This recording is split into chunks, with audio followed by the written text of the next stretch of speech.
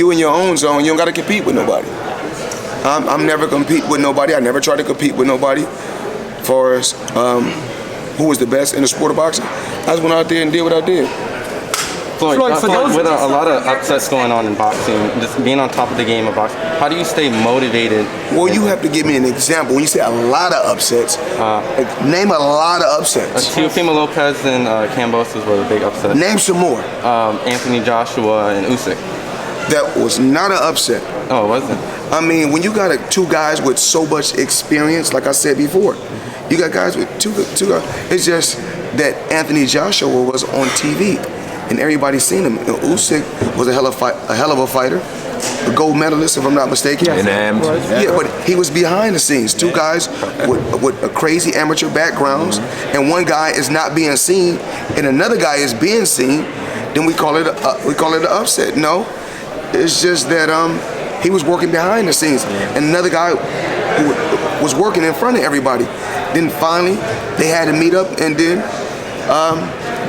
Anthony Joshua came up short, but Anthony Joshua, I told him from the beginning. You know, I was one of the first guys to come on record from the beginning. I told him he can come, and I can teach him some pointers. Because a lot of times, this is just my take. The same coach you had as an amateur doesn't always make him a great professional coach. Because some guys are great at amateur coaching, and some guys are great at professional coaching.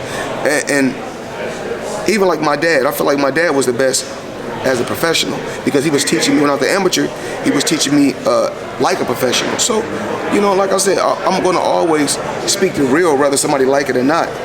I just feel like Anthony Joshua, they keep going to different coaches. Oh, this coach going to work with him. This coach going to work with him. I told him in the beginning when he was undefeated, you got some things you still got to tweak because if you don't, then you may come up short.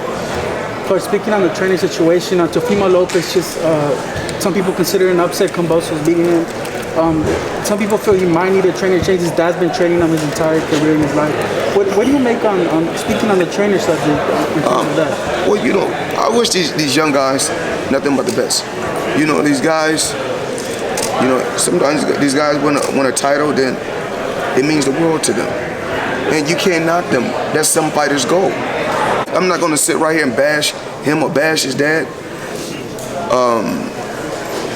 I wish him and his dad nothing but the best. Some people was telling me that he wanted to move up to 140. If that's the best for your fighter, then that's what you should do.